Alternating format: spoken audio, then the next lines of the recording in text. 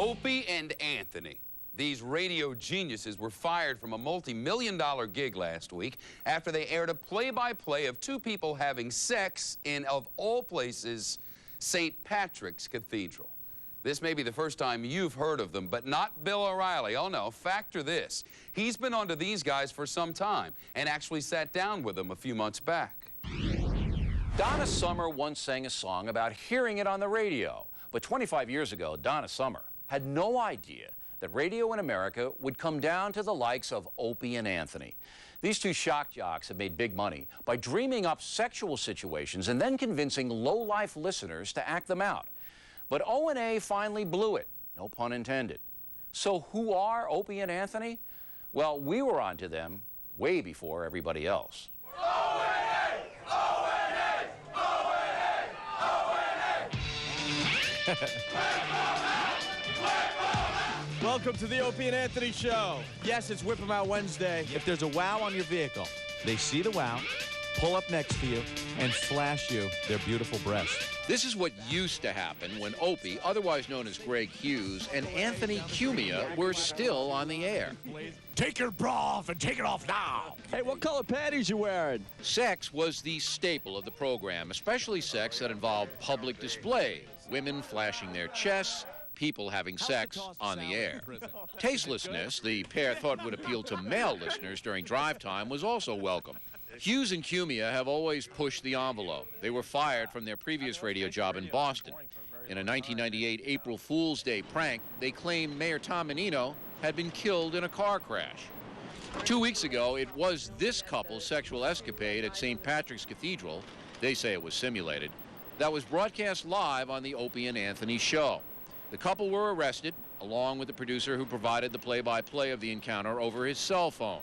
A firestorm ensued, the FCC started an investigation, and Infinity Broadcasting gave Hughes and Cumia the boot. A possibility the pair weren't thinking about when they sat down with me. Women. Love All them. right. Here it comes. Sex objects or, you know, what?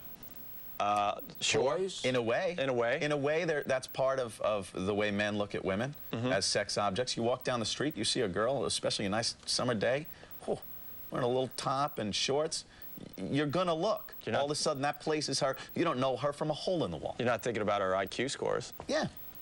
In one of the articles I read, you had an interesting phrase, cringe radio. Right. What's cringe radio? We like to make people cringe.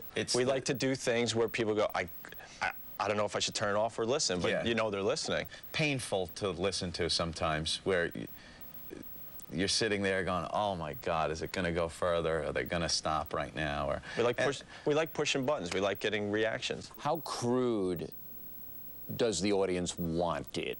There's a lot of different levels. I don't think you could just pigeonhole our listeners into, you know, this guy wants it this crude, you know? There are some people that get turned off by it and switch the radio off. There are other people that are like, why didn't you go further, you know? Right. And we know at this point what our audience likes. We know how to do it, and that's what we give them. Well, what do they like? What do they want?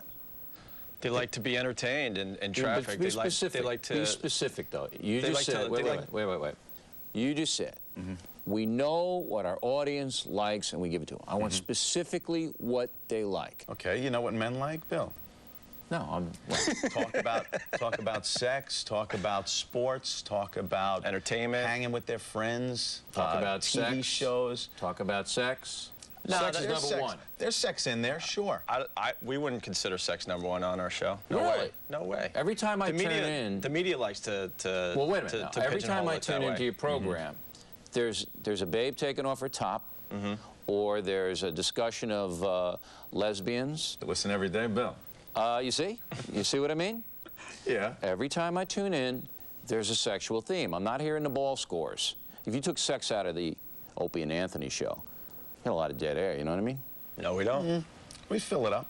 Is there anything you won't do for ratings? Because it's all about money. That's what it comes down to. You want to get good ratings, you want to succeed, you want to make money, you want to stay on the air. That's what it's all about. Is there anything you won't do on the radio for money? For money. Because you're mercenaries. I mean, that's clever. Aren't you mercenaries? Am I wrong? No, we go out and we want to do a good show every day. Yeah. For the reason of? Not money. Just what? We're artists, too, and we like creating and we like entertaining. Strange as that may seem. You're artists? We like what we do. And when we come off of a great show, that we feel we did a great show that day, we're feeling good about it. And as far as doing anything for ratings, no. That's another misconception. We're not going out there trying to do this sensational stuff to get ratings. The people you work for, the big operation, the big radio operation, do they care what you say on the air? Without a doubt. We do every day. We have guidelines.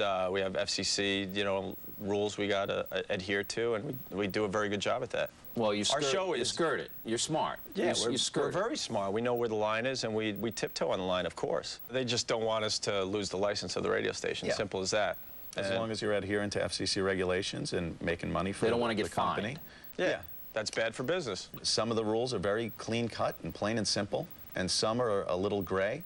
And the job, our job to entertain in the type of radio we're doing, is to carefully tread that line. Well, it looks like Opie and Anthony didn't tread carefully enough. But even worse, Aunt B will never forgive them. Okay, Bill, thanks for that. The Pulse is back in just a minute.